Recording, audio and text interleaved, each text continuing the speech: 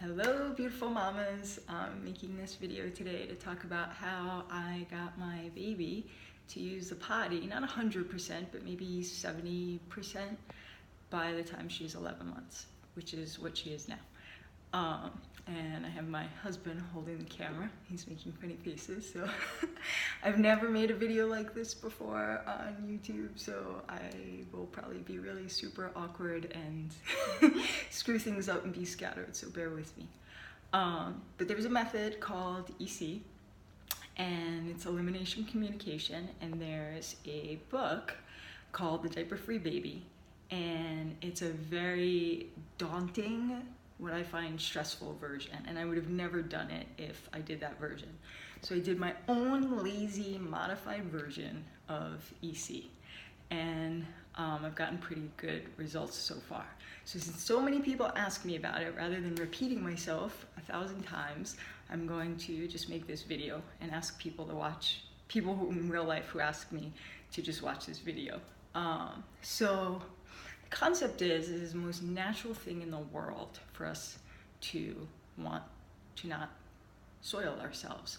So because of that, your baby is actually inherently born with the ability to somewhat use the bathroom, which I know sounds insane if you've never done it.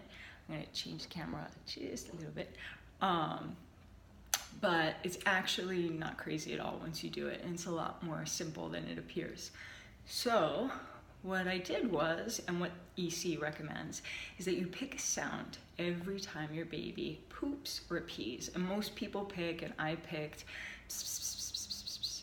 So every time they pee, you make that sound or whatever sound you choose. And every time they poop, you make a sound. We did grunting, we did duty, duty, duty, duty, which sounds hysterical, but we do lots of crazy hysterical things as parents. So we picked that, and when she was a newborn, every time I knew she was peeing or pooping, I would do it, which were rare moments, but babies do tend to go to the bathroom while you're changing them, and there's a reason for that. It's because they don't want to soil themselves. They don't want to sit with pee or poop next to their skin and on their bodies. So that's why they do that. And we actually train them to start tuning out that uncomfortable signal. And they get so good at it and so efficient at it that over time, their brain isn't even registering that they've soiled themselves or that they've peed or pooped, because we've conditioned and trained them to block that noise out. And our brain filters stuff all the time. It doesn't send us every message at once. We wouldn't be able to function. You don't feel the clothes on your skin all day long and the shoes on your feet. So the brain definitely filters things out that you don't process them. And this is no different. And we train them to actually be able to block that out. And then by the time they're 2, 3, whenever you pick, we're trying to undo that. And that makes it so much harder. So the lazy version that I did for my baby is every time she was peeing while I was changing her, or when I knew she was pooping or peeing, I would make the corresponding sounds. And by the time she could sit up on her own, I said I would start trying to put her on the potty.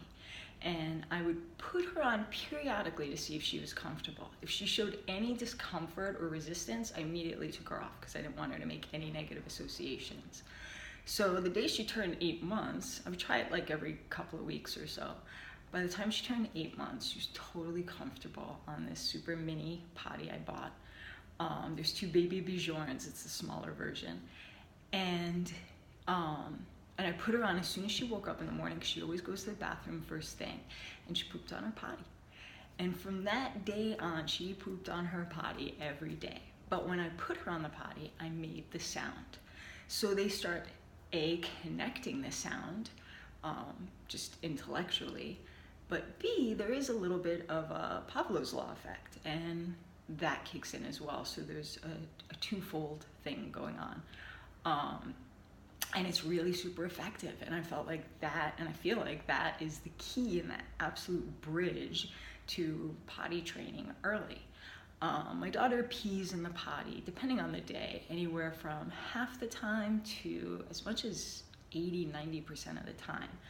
But she's definitely not diaper free. And there isn't an all or nothing, even though the book is called The Diaper Free Baby.